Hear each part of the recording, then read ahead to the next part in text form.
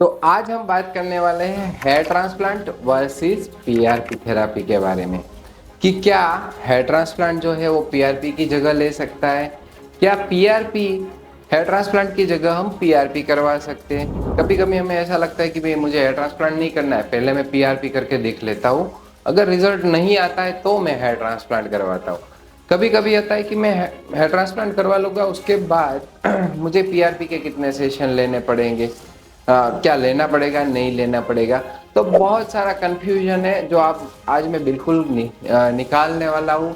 हम बात करेंगे कि किसको हेयर ट्रांसप्लांट करवाना चाहिए और किसको पीआरपी करवाना चाहिए, दोनों प्रोसीजर में क्या फ़र्क है, दोनों का डाउन टाइम कितना है, दोनों की इफेक्टिवनेस कितनी है, दोनों का रिजल्ट आने में कितना टाइम लगता है, दोनों का खर्चा भी कंपेयर करेंगे कि कितना हो सकता है, दोनों में कितने सेशन की ज़रूरत पड़ती है, दोनों में कितना पेन होता है। तो ऐसी हर एक चीज़ के बारे में हम बात करने वाले हैं, तो वीडियो अंत तक ज़रूर देखें, क्योंकि मैं अंत में ये भी बताऊंगा कि अगर दोनों को साथ में करोगे तो क्या फ़ायदा होगा। हाय, मैं हूँ doctor Vivek Galani, chief hair transplant surgeon at founder at RQC hair transplant clinic Surat. After treating thousands of patients, doing thousands of hair transplant, implanting millions of hair follicles, आज मैं एक बहुत ही इम्पोर्टेंट कन्फ्यूजन आपके सामने लेके आया हूँ कि hair transplant versus PRP therapy. तो सबसे पहले जो कन्फ्यूजन होता है वो यही होता है कि क्या मुझे हेयर ट्रांसप्लांट कराना है, क्या मुझे पीआरपी करवानी है, या फिर ये होता है कि पहले मैं पीआरपी करवा लेता हूँ, फिर मैं देखूंगा कि उससे रिजल्ट नहीं आएगा तो मैं हेयर ट्रांसप्लांट करवाता हूँ। तो यहाँ पर मैं आपको एक क्लैरिटी देता हूँ कि भाई कौन सी चीज़ क्या करेगी और क्या नहीं करेगी, ताकि आप ये डिसीजन जो है उसको अच्छे से ले सको। सबसे पहले अगर मैं बात करूँ हेयर ट्रांसप्लांट की, तो हेयर ट्रांसप्लांट ऐसे लोगों को करवाना है जिसको बॉल्डनेस हो गई है परमानेंट, मतलब आपका जो स्किन है वो शाइनी हो गया है, फ्लैट हो गया है, स्मूथ हो गया है, कि वहाँ पर रूट नहीं है। अगर वहाँ पर रूट नहीं है तो आपको वहाँ पर रूट लगाना है, वही प्रोसेस जो होता है उसको हेयर ट्रांसप्लांट बोलते हैं। अब ऐसी सिचुएशन अगर आपकी है जहाँ पर आपका स्किन शाइनी हो गया है, फ्लैट हो गया है, रूट नहीं है, उसके अंदर आप पीआरपी ट्रीटमेंट करवाओगे, तो क्या आपको लगता है कि उसके अंदर हेयर ग्रोथ होगा? अगर आपको लगता है होगा तो आप गलत हो, कि क्योंकि जहाँ पर रूट नहीं है वहाँ पर पीआरपी काम करने वाली नहीं है। तो वो आपके लिए पैसे खर्च होगा, आपका वेस्ट होगा, टाइम वेस्ट होगा, और आपको रिजल्ट भी नहीं आएगा। तो पीआरपी किसको करवाना चाहिए? पीआरपी उन लोगों को करवाना है जिनके हेयर थिन हो गए, पतले हो गए, बाल बहुत ज्यादा गिर रहे हैं, रूट है बट वो हेयर अच्छे से ग्रो नहीं कर पा रहे, बाल पतले हैं, छोटे हैं, लेकिन वो ग्रो नहीं कर रहे हैं, तो पीआरपी थेरापी जो है वो आपके लिए आइडियल ट्रीटमेंट है। अब ये डिसीजन कौन लेगा? क्या आप लोगे यूट्यूब के वीडियोस देख के, या फिर एक डॉक्टर लेगा? ये एक सोचने जैसी चीज है, क्योंकि ज्यादातर जो लोग हमारे पास आते हैं उसको हम पूछते हैं कि भाई आपने क्यों पीआरपी करवाया या फिर आपने क्यों हेयर ट्रांसप्लांट करवाया, तो वो डॉक्टर से ज़्यादा यूट्यूब का भरोसा करते हैं और खुद डिसाइड कर लेते हैं कि भाई मुझे पीआरपी करवाना है या फिर मुझे हेयर ट्रांसप्लांट करवाना है। फिर वो ऐसे ही लेके डॉक्टर के पास जाते हैं। डॉक्टर जो होते हैं, कोई डॉक्टर बता देते हैं कि भाई नहीं, तेरे को यही यही चीज़ की ज़रूरत है, वो यही करेंगे, और कोई लोग, आप समझ सकते हो, तो हर तरह के लोग ये दुनिया में हैं। तो आपको वो स्मार्टनेस या फिर आपको उतना पता होना चाहिए कि आपको किस चीज़ की ज़रूरत है, और उससे पहले आपको ये पता होना चाहिए कि मैं कौन से डॉक्टर, कैसे डॉक्टर के पास जाऊँगा तो मुझे सही ओपिनियन मिलेगा, सही सजेशन मिलेगा। सेकंड थिंग हम बात करते हैं प्रोसीजर। अगर मैं हेयर ट्रांसप्लांट की बात करूं तो थोड़ा सा लंबा प्रोसेस होता है। जैसे कि हेयर ट्रांसप्लांट करने से पहले आपको एक कंसल्टेशन करना पड़ेगा डॉक्टर के साथ, जो आपको देखेंगे, चेक करेंगे और बताएंगे कि आपको ट्रांसप्लांट की नीड है कि नहीं है तो कितने ग्राफ्ट की नीड है, कौन सी टेक्नोलॉजी से आपका हेयर ट्रांसप्लांट होगा, फिर उसमें एक्सट्रैक्शन आता है, स्लिटिंग आता है, इम्प्लांटेशन आते हैं, तो ऐसे करके वो थोड़ा सा लेंथी प्रोसीजर होता है। जबकि पीआरपी के अंदर एक बार आप डॉक्टर से कंसल्ट करेंगे, आपको डॉक्टर बताएंगे कि आपको पीआरपी की नीड है, तो उसके बाद बहुत कम प्रोसेस होता है, जैसे कि आपका ब्लड निकाला जाएगा, ब्लड में से पीआरपी बनेगा और वही पीआरपी है उसको आपके स्काल्प में इंजेक्ट किया जाएगा, जो एरिया में प्रॉब्लम है वो एरिया में वो पीआरपी को इंजेक्ट किया जाता है। दोनों प्रोसीजर, जैसे कि हेयर ट्रांसप्लांट है उसमें मिनिमम 6 से 7 घंटे का टाइम लगता है, जबकि पीआरपी में 2 से 3 घंटे का टाइम लगता है। अगर मैं डाउन टाइम की बात करूं कि भाई रिकवर होने में कितना टाइम लगेगा, तो हेयर ट्रांसप्लांट की रिकवरी होने में 5 से 10 दिन का टाइम लग सकता है, जबकि पीआरपी ट्रीटमेंट की जो रिकवरी है उसमें कोई डाउन टाइम नहीं होता है, वो मिनिमल, मतलब आप यहाँ पर पीआरपी करवा के सीधा ऑफिस जा सकते हो, किसी को पता भी नहीं चलेगा कि आपने पीआरपी ट्रीटमेंट करवाया है। तो इमीडिएटली आप अपनी जो नॉर्मल एक्टिविटीज़ है वो रिज्यूम कर सकते हो। अब हम बात करते हैं इफेक्टिवनेस के बारे में कि भाई कैसा वो आपको इफेक्ट आएगा जो भी अगर आप ट्रीटमेंट कर रहे हो। तो देखिए, अगर आप हेयर ट्रांसप्लांट कर रहे हो तो वो हेयर ट्रांसप्लांट अगर बोल्ड एरिया में कर रहे हो, मतलब कि जहाँ पर रूट बिल्कुल भी नहीं है, ऐसे एरिया में आप हेयर ट्रांसप्लांट कर रहे हो, तो वहाँ पर वो जो हेयर ग्रो होंगे वो लॉन्ग टर्म होंगे, काफ़ी अच्छा आपको उसका इफेक्ट देखने को मिलेगा। जबकि पीआरपी ट्रीटमेंट जो है उसका वो क्या करता है कि वो आपका जो हेयर का क्वालिटी है, आपके हेयर की जो डेंसिटी है उसको इम्प्रूव करता है। मान लो कि किसी के हेयर पतले हो गए तो उसको थिक करने में आपकी हेल्प करेगा, अगर आपका हेयर फॉल हो रहा है तो उसको रोकने में आपकी मदद करेगा।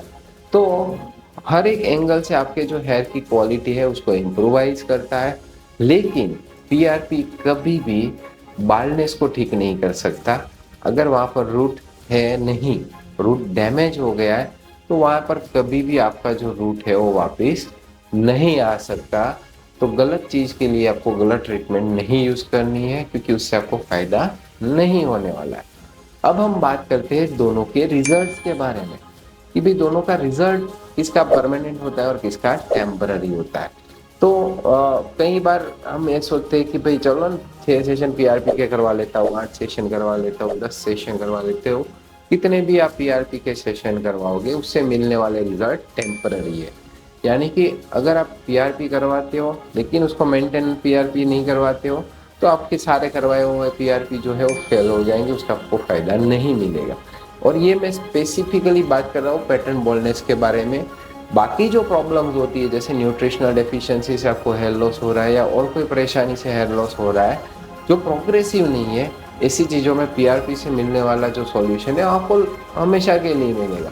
लेकिन मेल पैटर्न बोलनेस को अगर हम बात कर रहे हैं तो उसका सॉल्यूशन, उसकी ट्रीटमेंट के लिए अगर आप पीआरपी यूज़ कर रहे हो तो उसको आप कंटिन्यू करोगे, क्योंकि पीआरपी के रिजल्ट टेम्पररी होते हैं। उसके सामने ट्रांसप्लांट की अगर मैं बात करूं, अगर आपका ट्रांसप्लांट सही डोनर एरिया चूज करके, अगर आपका डोनर एरिया सही है तो गुड डोनर एरिया की सिचुएशन में आपके ट्रांसप्लांट के रिजल्ट परमानेंट होते हैं। और ये डिसीजन आपके सर्जन डॉक्टर ही ले सकते हैं कि आपका डोनर एरिया कैसा है। तो सबसे इम्पोर्टेंट आपके लिए है कि आप राइट सर्जन डॉक्टर को सिलेक्ट करें, क्वालिफाइड सर्जन डॉक्टर को सिलेक्ट करें, क्योंकि वहां से ही आपका पूरा फ्यूचर है वो डिसाइड होता है कि फ्यूचर में क्या होने वाला है, कैसे होने वाला है। अब हम बात करते हैं खर्चे के बारे में कि जो पीआरपी और हेयर ट्रांसप्लांट का खर्चा होता है उसमें कितना फर्क आता है और क्या कॉस्ट लगती है। तो सबसे पहले मैं ट्रांसप्लांट की बात करता हूँ। ट्रांसप्लांट का जो अपफ्रंट खर्चा होता है वो हाई होता है, मतलब पहले आपको ज़्यादा पे करना पड़ता है। और ट्रांसप्लांट का खर्चा 50,000 से लेके 10 से 15 लाख तक हमारे भारत देश के अंदर उसका खर्चा आता है। डिपेंड करता है आप कैसे डॉक्टर के पास हो, कैसे क्लिनिक में हो, कितने एक्सपीरियंस डॉक्टर से आप अपना ट्रीटमेंट करवा रहे हो, कौन सी टेक्नोलॉजी से आप ट्रीटमेंट करवा रहे हो, आपकी प्रॉब्लम कितनी बड़ी है, कितने ग्राफ्ट की आपको नीड है, ये सारे फैक्टर को कंसीडर करते हुए आपका जो कॉस्ट है वो नक्की होता है। तो वो पहले दिया जाता है, उसके बाद आपको बहुत ज़्यादा कोई मेंटेनेंस का खर्चा नहीं लगता है।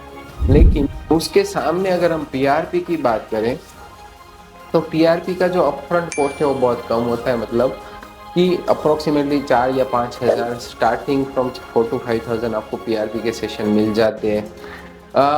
10-15 हज़ार तक पर सेशन की कॉस्ट जाती है, डिपेंडिंग अगेन कि आप कौन से सिटी में हो, कौन से क्लिनिक में हो, कौन से डॉक्टर के पास हो, इसके ऊपर ये इसका खर्चा रहता है। लेकिन यहाँ पर समझने की बात ये होती है कि यहाँ पर आप किस्तों में पैसे देते हो तो आपको समझ में नहीं आता है। अब आपको अगर नीड है ट्रांसप्लांट की है और आप 5-5 हज़ार के पीआरपी के सेशन करते रहोगे, 5 हज़ार ही होगा क्योंकि मे भी खर्चा पीआरपी का 4 हज़ार आएगा, फिर आप 500 रुपये की दवाई लोगे, 1,000 रुपये की दवाई लोगे, आप अपने घर से वहाँ जाओगे, ये सारा खर्चा आप ये अक्यूमुलेट होती है कॉस्ट, जो आपको शुरुआत में नहीं दिखती है, मे भी थोड़ा टाइम जाने के बाद दिखती है। तो जब ये एडअप होती है तब उसका जो कॉस्ट लगता है वो काफ़ी हद तक ज़्यादा हो जाता है। और जब जैसे मैंने पहले बताया कि इससे मिलने वाला जो रिजल्ट है वो परमानेंट नहीं होता है, वो टेम्पररी होता है। तो जैसे ही आपने खर्चा करना बंद किया वैसे ही आपको जो मिला हुआ रिजल्ट है वहाँ से जाना शुरू हो जाता है। तो यही मेन फर्क होता है ट्रांसप्लांट और पीआरपी ट्रीटमेंट में। लेकिन यहाँ पर आपको ये भी समझना है कि आपको पीआरपी की ज़रूरत है या हेयर ट्रांसप्लांट की ज़रूरत है। अगर आपको पीआरपी की ही ज़रूरत है और ट्रांसप्लांट की ज़रूरत नहीं है तो आपको ज़बरदस्ती ट्रांसप्लांट नहीं करना है, क्योंकि फिर आपको फ़ायदा नहीं होने वाला है। तो ये नक्की करना बहुत ज़रूरी है कि दोनों में से कौन सी चीज़ की आपको ज़रूरत है। अब हम बात करते हैं कि कितने सेशन की आपको ज़रूरत पड़ेगी। तो अगर मैं हेयर ट्रांसप्लांट की बात करूँ तो यूजुअली 1 से 2 सेशन की ज़रूरत होती है, डिपेंडिंग ऑन कि आप कौन से ग्रेड पैटर्न बोल्डनेस में हो। 3 से 4 ग्रेड तक एक सेशन में आपका हेयर ट्रांसप्लांट कंप्लीट हो जाता है। अगर आप एडवांस हेयर लॉस में जा चुके हो 5, 6 या 7वें ग्रेड में, तो आपको 2 सेशन या उससे ज़्यादा सेशन की ज़रूरत पड़ सकती है। जबकि पीआरपी में आपको मिनिमम 6 सेशन की नीड हो सकती है और उसके बाद भी आपको मेंटेनेंस सेशन की ज़रूरत पड़ सकती है। एक सेशन पीआरपी का पहले जैसे मैंने बताया 2 से 3 घंटा लगता है, जबकि हेयर ट्रांसप्लांट का एक सेशन जो होता है वो 6 से 7 घंटे का होता है। अब हम बात करते हैं पेन की। तो अगर मैं हेयर ट्रांसप्लांट की बात करूँ तो हेयर ट्रांसप्लांट में जो पेन होता है वो थोड़ा सा पीआरपी के कंपैरिजन में ज़्यादा हो सकता है, बट उसको मिनिमाइज करने के लिए प्रोसीजर के दौरान आपको लोकल एनेस्थीसिया दिया जाता है। लोकल एनेस्थीसिया देने की वजह से आपकी जो स्किन है वो नम हो जाती है, तो आपको फिर 6-7 घंटे ऐसे कोई ड्यूरिंग प्रोसीजर कोई पेन फीलिंग नहीं होता है। अगर मैं पीआरपी ट्रीटमेंट की बात करूँ, पीआरपी ट्रीटमेंट में जो पेन होता है वो काफ़ी हद तक कम होता है, क्योंकि यहाँ पर कुछ टेक्नोलॉजीज यूज़ की जाती है, जैसे कभी कोई क्रीम लगा दिया या फिर कभी कोई वाइब्रेशन डिवाइस यूज़ कर ली, कभी कोई चिलर्स यूज़ कर ली है जैसे कि आइस यूज़ कर लिया या फिर कोई कूलिंग डिवाइसेस यूज़ कर ली, तो उसकी वजह से वो पेन है वो होता तो है लेकिन मिनिमम हो जाता है।